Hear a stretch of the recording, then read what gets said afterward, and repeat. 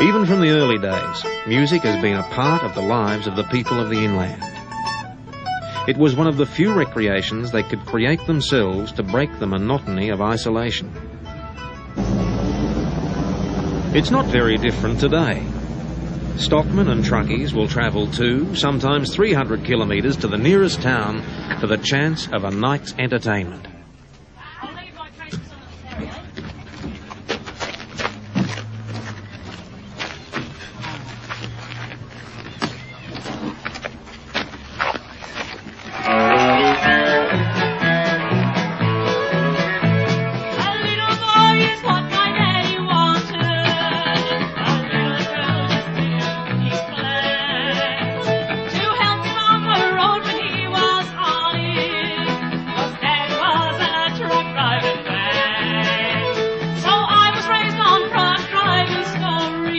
The brand of music is distinctly country. Songs about everyday events that appeal to the people of the inland. Just commercial versions of the songs they've been singing out here for 100 years.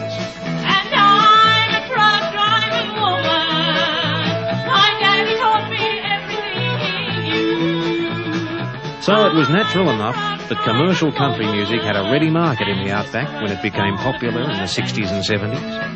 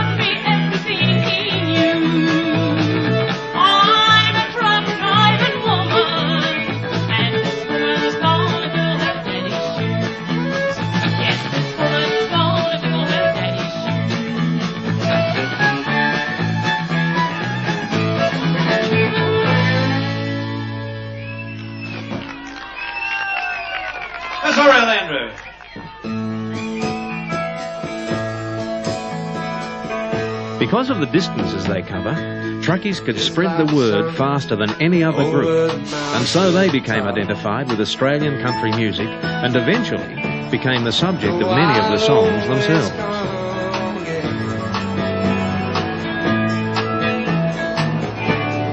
Oh, I love to spend my morning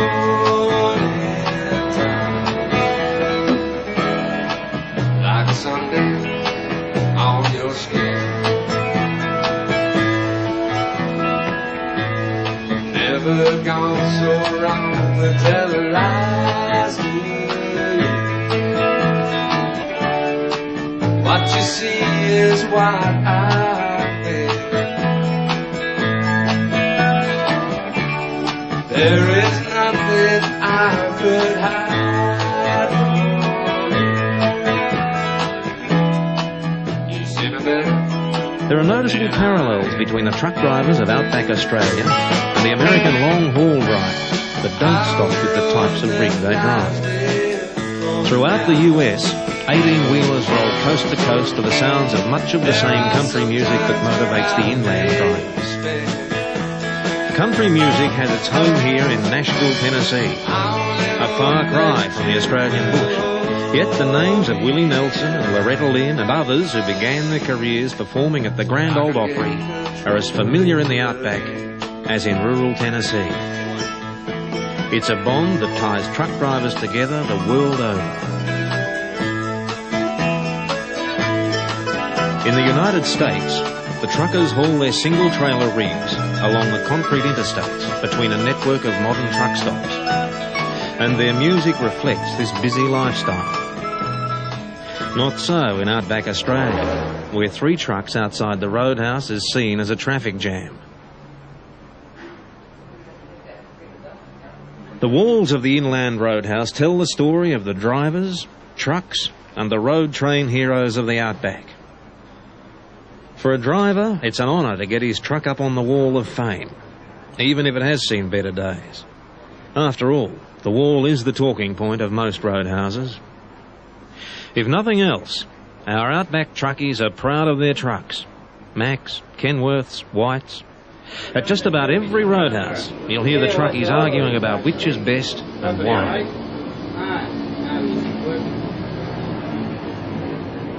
The roadhouse can sometimes be the only stopover between towns hundreds of kilometres apart.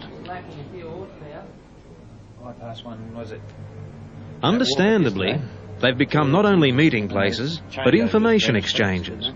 You call in, you pick up some gossip from down the track, and when you leave, you take it with you to the next group of drivers at the next roadhouse.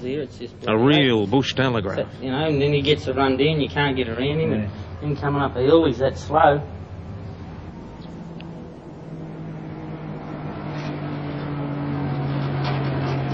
Many of the Outback roadhouses are operated by ex-drivers who appreciate the problems faced by the men on the road. Been up here for the last 3 months. Started 3 ways, came up here, fueling trucks, keeping the wife happy, family going. But I think I'll go back on the road. Different lifestyle. You have freedom up there. No one looking over your shoulder. You do the right thing, you look after the people's gear. There's a lot of money involved in one of these. Sort of rig like this, you're looking at 150,000 on the floor, 4 decks of cattle on, sometimes 6. You got to drive by the seat of your pants. Well, I was taught to start off in small trucks, work your way up to something like this, and the way I was told that you drive one of these and you might get a bit drowsy along the road, and once the hairs on your backside leave the seat, you know, you may as well kiss it goodbye because they're good as over. It's not all a cushy job sitting up there and driving a big flash truck and pulling 2 trailers behind you.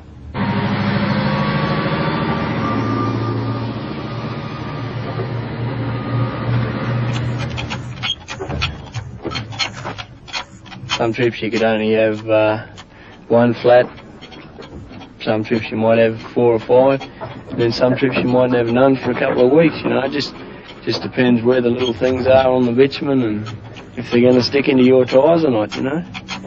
When I first came up here, I was running to Adelaide from Alice, and we had a few flats, you know.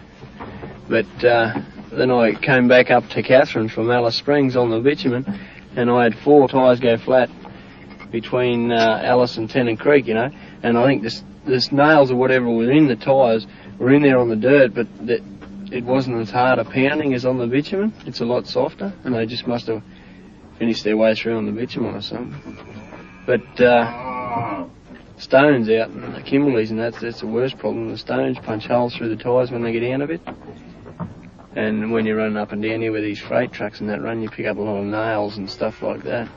Or even out of our crates, you know, crate bolts and stuff like that fall out. They get on the road and that and go through the tyres. But it's, you know, it evens itself out. It's much of a muchness. You can have just as many flats on the bitumen as what you can on the dirt. The most flats I had in one day was 14. That was going down the Duncan. There was 3 double-deckers on. I had to patch 2 tyres, and then the rest of them, that buggered. I had to radio into Wyndham and get them to send out more tyres. The stones were just punching holes straight through them, you know. But that's just a very off case.